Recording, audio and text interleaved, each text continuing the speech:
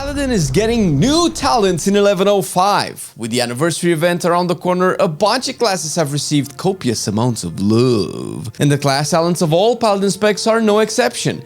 And the changes are really cool, but how much will they change and why will Paladin be an easier class? Going straight into the changes, mind you, by the time the patch releases, these might be altered a bit. On the first row, taking the place of Blessing of Freedom, you have Auras of the Resolute that now include Crusader Aura as well.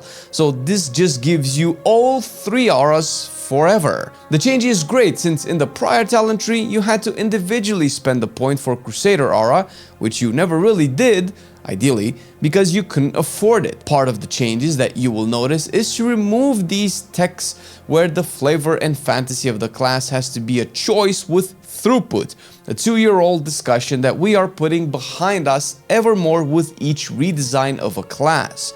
Right under Layon Hands, we get a new talent in Imperial Ward, making Layon Hands increase the armor of the target by 100% and most importantly ignore healing reduction effect. Thinking about it now, the healing reduction ignore sounds so plausible for the biggest single heal in the game with the largest cooldown as well. The spell should feel impactful and something you want to press and use with purpose.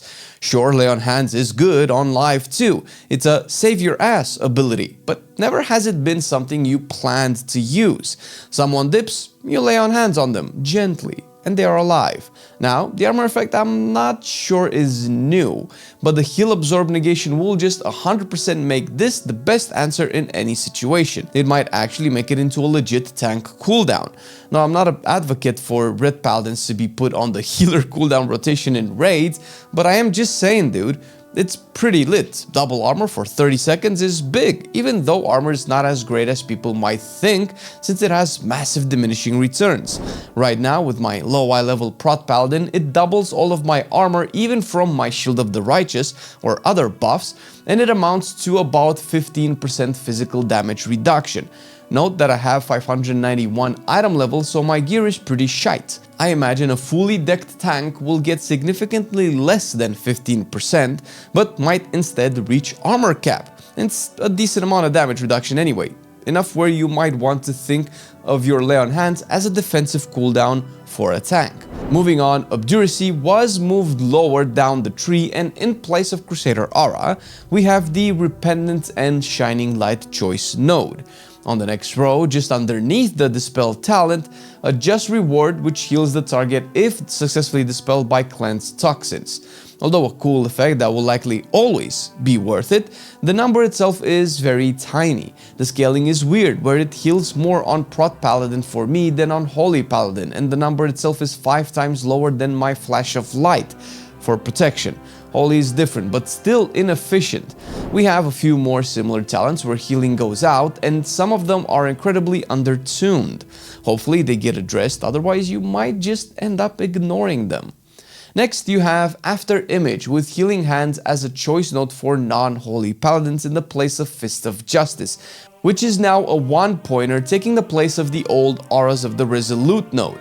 Additionally, Light's Continence is a new talent underneath the CC node that reduces either cooldown by 15 seconds. Similarly, under Turn Evil, we have 2 new talents as choice nodes, making this into a Giga CC. First is Wrench Evil, which makes the spell instant, and the other is Stand Against Evil, making it affect 5 extra targets. First of all, this is similar to what rogues got with their Blind. Second of all, it's still a niche CC since it affects only undead, demons, and aberrations. Third, judging by the theme of the World Soul Saga, it's likely we will get more undead and especially aberrations as enemy types moving forward, so it might come a season where this CC will be Gigapog. Considering the previous consistent value you used to get this was against the Incorporeal Affix. Not sure if they can make it work against the Xalatath orbs that spawn unless it already does, but since it can affect 6 targets, it might actually have uses in the future.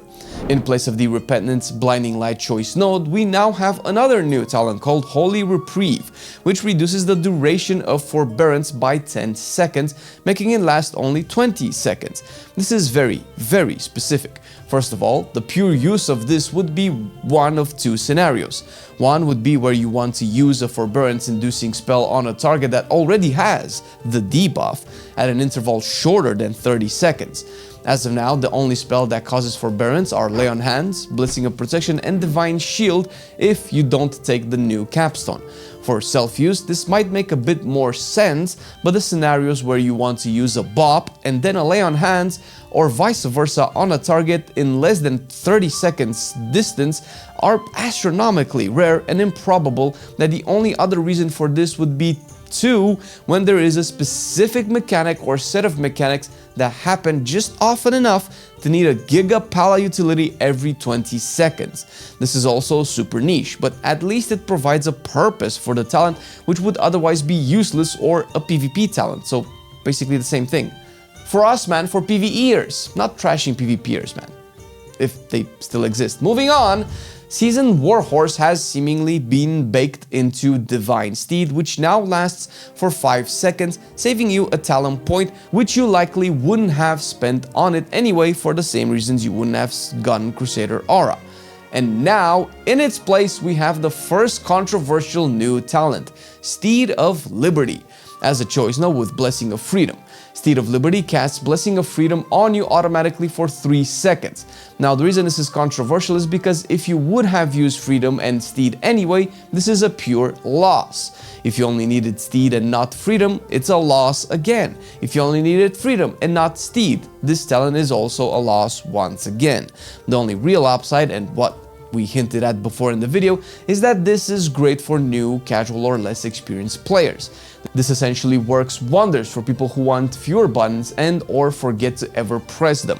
Instead of having a useless Blessing of Freedom on your bars you never press, you can now have a roided up pony that gives you the move speed, and also remove all the nastiness that would otherwise be possible by pressing a global, since Steed of Liberty actually gives you a personal freedom off the GCD, with the downside of never being able to freedom another person.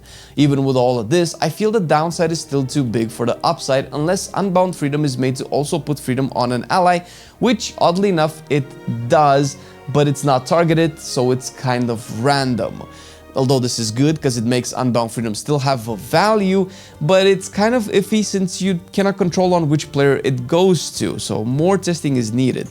Divine Spurs, which we definitely didn't skip, is just underneath Divine Steed, and it shortens its cooldown as well as its duration. There could be some interesting combination with Steed of Liberty for some of the most niche situations in the world, but otherwise this is a great addition if the mobility required of you is in such nature where you really need faster ponies despite losing on the duration. Holy Aegis has been moved down and made only 1 point, thank the light, and in its place we have Obduracy. And to finish with this corner of the tree, Golden Path and Seal of Mercy have fucking disappeared. Fuck this boring talent, man.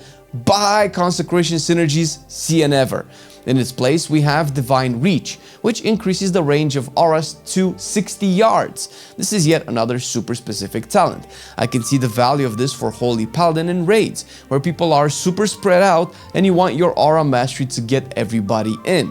Oh, and Echoing Blessings for Holy Paladin has been moved in the place of Unbound Freedom, making a bit more sense that way. Avenging Wrath includes the damage, healing, and crit chance increase by default for all specs and has been removed from the class tree.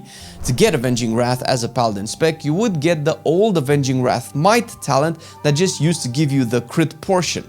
Perfect change since it was weird to break it apart in the first place. The only problem is for Protection Paladin. On live, you get Wrath from the class tree, giving you 20% damage and healing, which combines with Sentinel. With this version, Sentinel does not give you the 20% damage and healing, since that comes as a choice node with it. If this remains this way, it's very likely that Sentinel will become a dead talent. It has been massively nerfed into the War Within, already making it a questionable pick, but take take the 20% damage and healing away, and it's likely a troll pick this time. A super small tankiness gain, if any, for a major loss throughput. In Avenging Wrath's place, we now have Divine Toll with a new icon and its capstone upgrades underneath where Sanctified Plates used to be. I already mentioned Unbound Freedom changing its position here, but next to it, in place of Justification, we have Sanctified Plates. Justification is gone, and just on a row lower, we have Consecrated Ground as a class talent instead. Unbreakable Spirit has been moved lower, like right here, and in its former place we have Divine Purpose as a choice node with another new talent, Sacred Strength. This one makes Holy Spenders be 2% more effective. It seems this is intended to be a counter option to the RNG invoked by Divine Purpose, but for now it seems undertuned. Touch of Light has been removed, and more importantly, Strength of Conviction has also been removed. Yes, this is the perfect type of change we need. This particularly degenerate talent made your Shield of the Righteous and Word of Glory be 20% stronger for 2 points while inside Consecration. This affected Holy the most in a negative way, since staying in Consecration to heal more sucks. It's a great fantasy, but the encounter design in WoW does not facilitate a fun gameplay experience with this particular mechanic. In its place, Lightforged Blessings has been moved, and Judgment of Light traded places somewhat with Faith's armor. It makes a bit more sense since Word of Glory stuff is on the left side and Judgment stuff is on the right.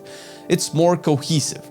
Of Dusk and Dawn is now the actual capstone, and in its place we have Stoicism, a stun reduction talent that likely has only uses in PvP.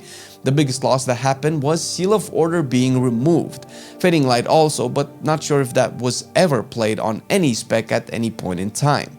The cooldown reduction loss might make the rotation slower at first and promote haste as a stat even more, maybe? Either way, Seal of Might moved down here, and in its place we have yet another 2 new talents as a choice node, this time affecting Sacrifice and the second most controversial change.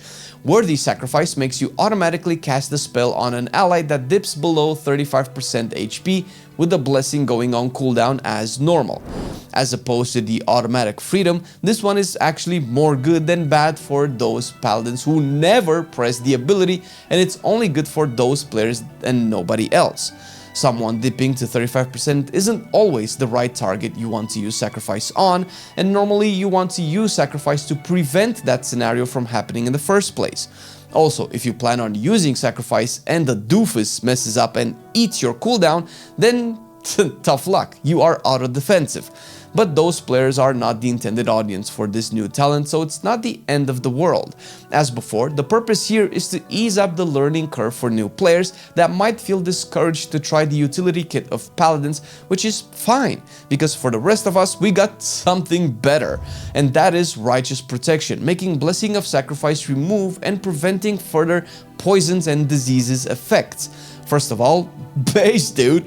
All Paladin specs will now have access to Dispel now, and I am saying that because there are some actually really specific poisons in Season 1 that you might want to actually save Blessing of Sacrifice for. Just remove these, on top of it being a helpful defensive. Second, the prevention sounds an awful lot like immunity, but the wording isn't so, and maybe that's intentional.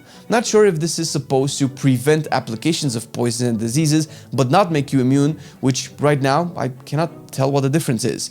Right next to it, we have another contender, Holy Ritual, where you heal the target of the blessings once when applying it and once again when it expires. The healing is again super tiny. Maybe this is an issue with scaling, but I digress. It leads into Seal of the Crusader, which is now a 1-pointer and likely a dead talent, maybe? Saying that because there are a lot of options here and not enough points left. Vengeful Wrath and the prot counterpart Zealot's Paragon have been moved here and made a 2-pointer or 2-pointers. Yes, Holy received the talent as well, but lost Vanguard's momentum instead, and all 3 specs lost Seal of Alacrity, which was a boring and mandatory 2-pointer. Good riddance, I say. Incandescence was removed, and in its place we have Inspired Guard for all 3 specs, which makes Divine Protection increase the healing you take by 15%. This is a big buff to the defensive cooldown, not much else to say, outside some synergies it could have with other healing talents. Underneath it, we have some returning PvP talents with Eye for an Eye and Selfless Healer, although Selfless Healer might be pretty big for Holy, specifically since it also buffs Holy Light on allies by quite a bit. And with that, we come down to the last 2, which are also capstones. Lightbearer comes in after the Arathi story to make you feel like you also learn from their culture. 10% of all of the healing done to you from other sources will heal up to 4 nearby allies divided evenly. This is numbers in the end, but it's a healing increase. It will make you into an ideal healing target by other people, or simply be very useful to the survival of your group. And last but not least, Light's Revocation makes Divine Shield heal you for every debuff removed for 10% of your HP, capped at 30 total %, and also usable while Forbearance is active. This is what I was referring to earlier when I mentioned Holy Reprieve. Although it can be casted while Forbearance is on you, it will still refresh it when you do. Not sure if intended, but at this point, does it even matter? The effect seems really strong enough, albeit niche once again. If anything, it will add some unparalleled survivability to the class, where if one immunity isn't enough, 2 should do the trick.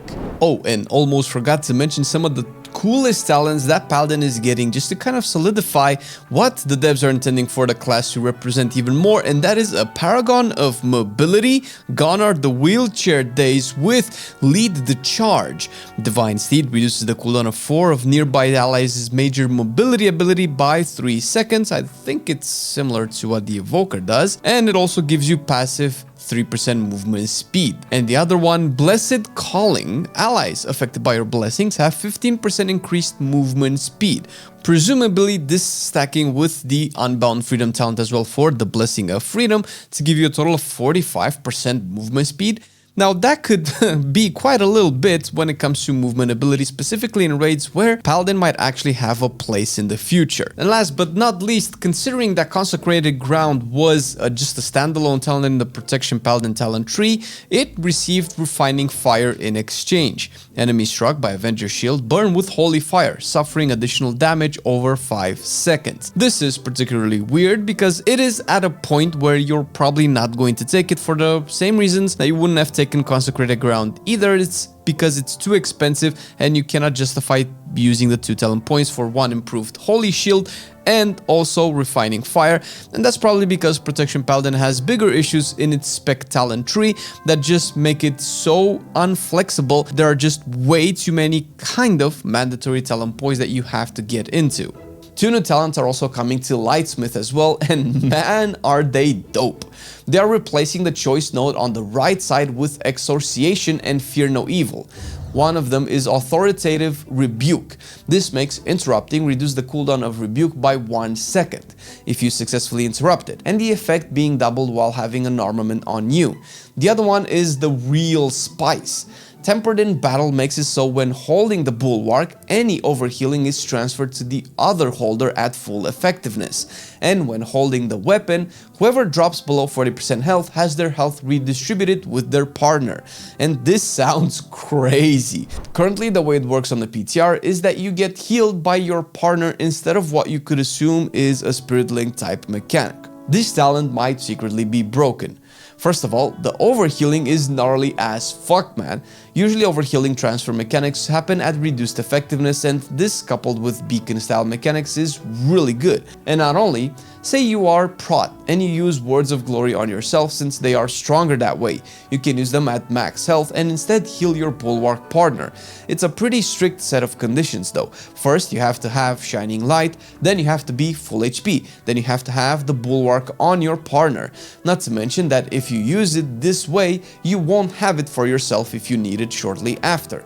But the trade-off seems worth it a legit choice of healing usage, so it's pretty good. Secondly, the weapon needs more practical testing. If you are holy, then it might be fine if it functions like Spirit Link, since your HP is likely the safest in your group.